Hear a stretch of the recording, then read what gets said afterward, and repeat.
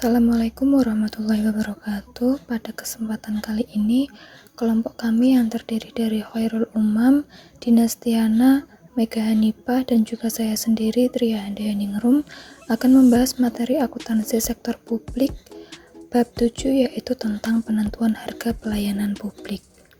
Langsung saja kita ke materi. Penentuan harga pelayanan publik. Pemberian pelayanan publik dibiayai melalui dua sumber, yaitu pajak dan pembebanan langsung kepada masyarakat sebagai konsumen jasa publik. Jika pelayanan publik dibiayai dengan pajak, maka setiap wajib pajak harus membayar tanpa mempedulikan apakah dia menikmati secara langsung jasa publik tersebut atau tidak. Hal tersebut dikarenakan pajak merupakan iuran masyarakat kepada negara yang tidak memiliki jasa timbal balik individual secara langsung dapat dinikmati oleh pembayar pajak. Jika pelayanan publik dibiayai melalui pembebanan langsung, maka yang membayar hanyalah mereka yang memanfaatkan jasa pelayanan publik tersebut, sedangkan yang tidak menggunakan tidak diwajibkan membayar.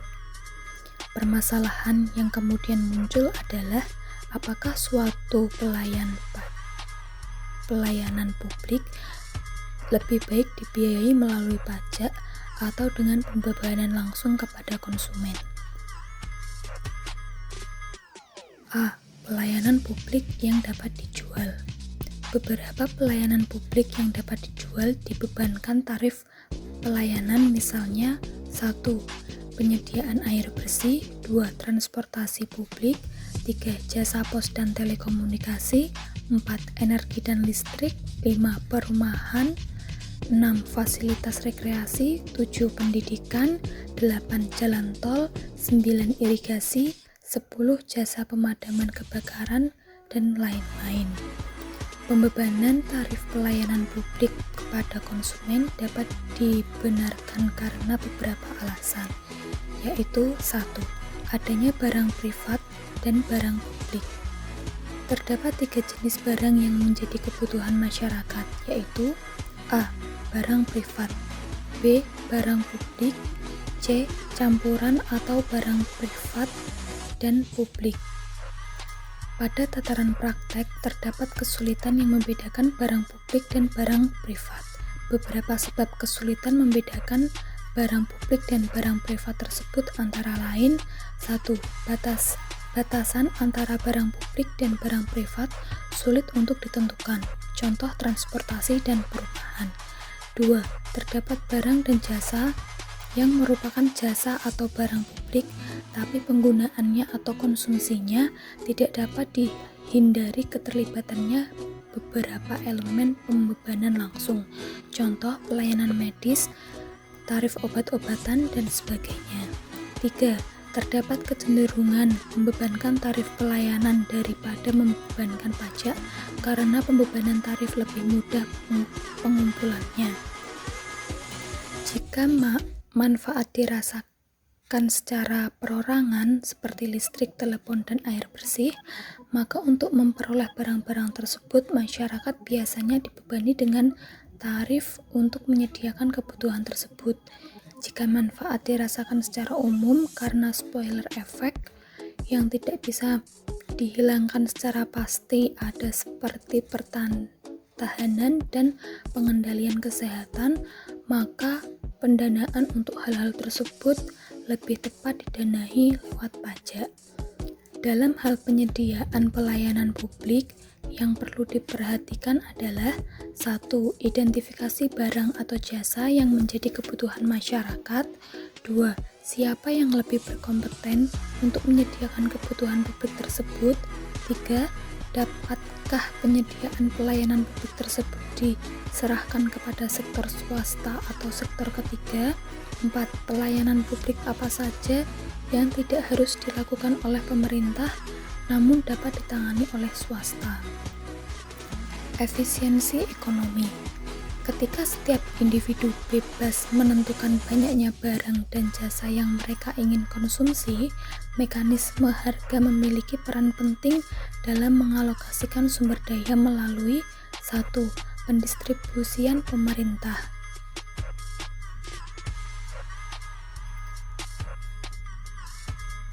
Pihak yang mendapatkan manfaat paling banyak harus membayar lebih banyak pula. 2. Pemberian insentif untuk menghindari pemborosan. Ketiga, pemberian intensif pada supplier berkaitan dengan skala produksi. Keempat, penyediaan sumber daya pada supplier untuk mempertahankan dan meningkatkan persediaan jasa. Untuk public goods, pemerintah lebih baik menetapkan bahwa harga di bawah harga normalnya atau bahkan tanpa dipungut biaya. Mekanisme pembebanan tarif pelayanan merupakan salah satu cara untuk menciptakan keadilan. Prinsip keuntungan. Ketika pelayanan tidak dinikmati oleh semua orang, pembebanan langsung kepada masyarakat yang menerima jasa tersebut dianggap wajar bila didasarkan pada prinsip bahwa yang tidak menikmati manfaat tidak perlu membayar. Jika pembebanan hanya dikenakan pada masyarakat atau mereka yang diuntungkan kepada pelayanan tersebut, pemerintah tidak boleh melakukan maksimisasi keuntungan. Fee adalah biaya perizinan atau lisensi yang diberikan pemerintah. Biaya perizinan didasarkan pada 1. Kategori perjanjian yang dilakukan. 2. Ada tidaknya keuntungan finansial yang diperoleh pemegang izin atau lisensi yang dimiliki. B. Argumentasi terhadap pembebanan tarif pelayanan. Dasar pembebanan tarif pelayanan suatu jasa, baik merupakan barang publik maupun barang privat, mungkin tidak dapat diberikan kepada setiap orang, sehingga tidak adil bila biayanya dibebankan kepada semua masyarakat melalui pajak, sementara mereka tidak menikmati jasa tersebut. Suatu pelayanan mungkin membutuhkan sumber daya yang mahal atau langka, sehingga konsumsi publik harus didisiplinkan atau hemat. Misalnya, pembebanan terhadap penggunaan air dan obat-obatan medis. Terdapat argumentasi yang menentang pembebanan tarif, yaitu 1. Terdapat kesulitan administrasi dalam menghitung biaya pelayanan. Penetapan tarif pelayanan mensyaratkan adanya sistem pencatatan dan pengukuran yang handal. 2. Yang miskin tidak mampu membayar kesenjangan ekonomi dan mendapatkan hal yang lebar menyebabkan orang miskin tidak mampu membayar pelayanan dasar. Penyediaan langsung gratis dan subsidi mungkin sia-sia dan kurang efektif. Pendekatan yang lebih baik adalah melakukan distribusi pendapatan, tapi sulit dilakukan di negara berkembang.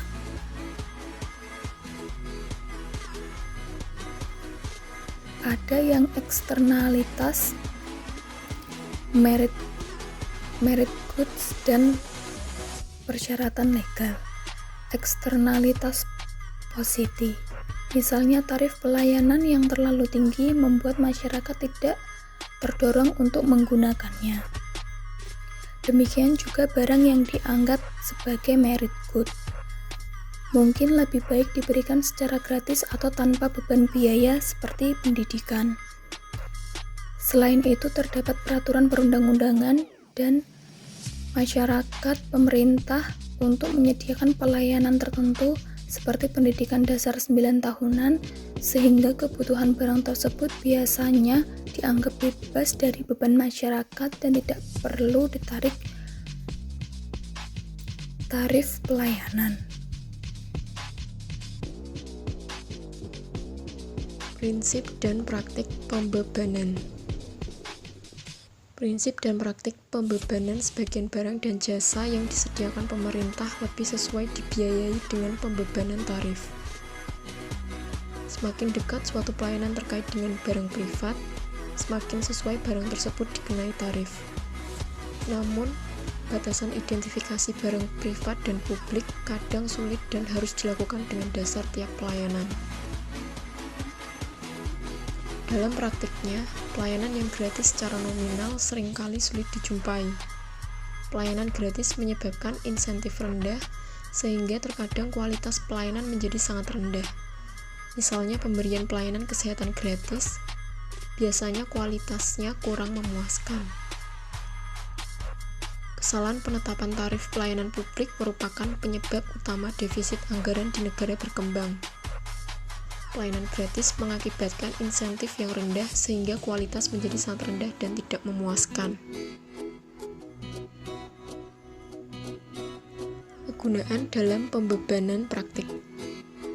Praktik pembebanan pelayanan publik berbeda-beda tiap negara, antara jasa yang disediakan langsung oleh pemerintah dan yang disediakan oleh perusahaan milik negara, dan antar pemerintah pusat dan daerah. Charging for service merupakan salah satu sumber penerimaan bagi pemerintah daerah tertentu. Pemerintah memperoleh penerimaan dari beberapa sumber antara lain: 1. Pajak, 2. Pembebanan langsung kepada masyarakat, 3. Laba BUMN atau BUMD, 4. Penjualan aset milik pemerintah, 5. Hutang, 6. Pembiayaan defisit anggaran. Data biaya kadang sulit diperoleh dan sulit diperbandingkan, terutama antara jasa yang disediakan langsung oleh pemerintah dan yang disediakan oleh perusahaan milik negara. Pada kasus perusahaan negara, hanya net defisit atau surplus yang muncul dalam rekening pemerintah. Pada umumnya kita mengharapkan bahwa penyedia barang publik seperti pertahanan, kesehatan publik, dan jasa kepolisian seharusnya diberikan secara gratis, dalam arti dibiayai dari pajak. Sementara itu, penyediaan barang privat yaitu jasa untuk kepentingan individu seperti listrik, telepon, transportasi umum ditarik sebesar harga pemulihan biaya totalnya. Untuk barang campuran, seperti pendidikan menengah, penyembuhan kesehatan, sanitasi disediakan melalui pajak dan sebagian dari tarif. Untuk bab yang selanjutnya yaitu penetapan harga pelayanan atau harga yang harus dibebankan. Pemerintah harus memutuskan besaran harga pelayanan yang dibebankan pada masyarakat. Aturan biasa dipakai adalah bahwa beban dihitung sebesar total biaya untuk menyediakan pelayanan tersebut. 4 kesulitan dalam menghitung biaya total. 1.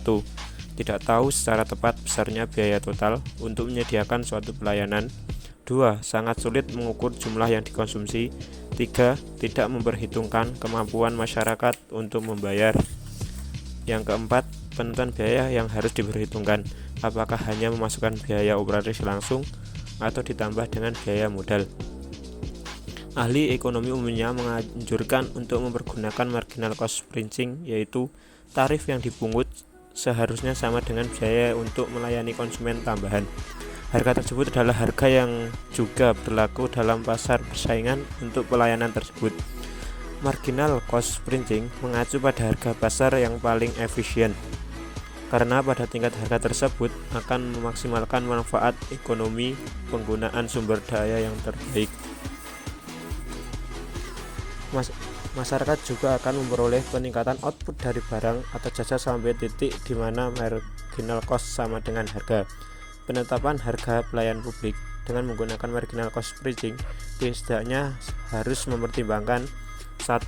Biaya operasional variabel, 2. Semi variabel overhead cost seperti biaya modal atas aktiva yang digunakan untuk memberikan pelayanan, 3. Biaya penggantian atas aset modal yang digunakan dalam penyediaan pelayanan, dan yang keempat yaitu biaya penambahan aset modal yang digunakan untuk memenuhi tambahan permintaan. Yang selanjutnya G. Permasalahan dalam marginal cost printing. Masalah-masalah yang dalam penggunaan marginal cost printing antara lain: 1. Sulit memperhitungkan secara tepat marginal cost untuk jasa-jasa tertentu. Dalam praktek, kadang biaya rata-rata digunakan sebagai pengganti, walaupun hal ini menyimpang dari syarat ekonomis dan efisiensi. 2. Penentuan harga seharusnya didasarkan pada biaya marginal jangka pendek atau biaya marginal jangka panjang. Marginal cost printing bukan berarti full cost recovery.